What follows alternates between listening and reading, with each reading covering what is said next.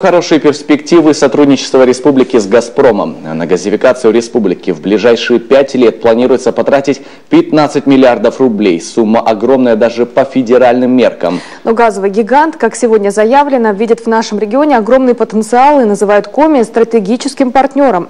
Сегодня республика и газовики согласовали программу и план будущей газификации. Подробнее Татьяна Супряткина. 15 миллиардов рублей на 5 лет. Увеличение газораспределительных сетей на 31%. Эти амбициозные планы ставит перед собой «Газпром» и, соответственно, республика. Нынешняя программа по газификации региона – это продолжение плотной работы концерна и нашей республики. А потому и финансирование по схеме 50 на 50 оправдано, говорят стороны. 7,5 миллиардов выделит «Газпром» на магистральные газопроводы, ровно столько же республика на межпоселковые линии.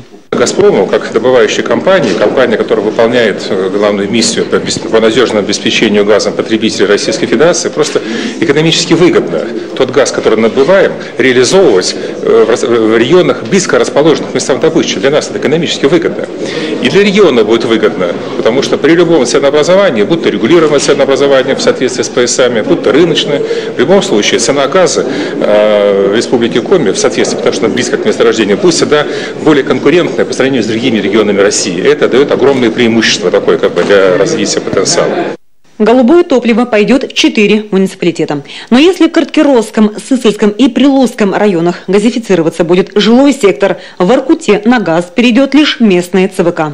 На 31% увеличивается сегодня, так сказать, с учетом реализованной программы, которая будет реализована, программа газификации, охват и газоснабжения на территории республики. Я вам могу сказать, что это достаточно значительный объем.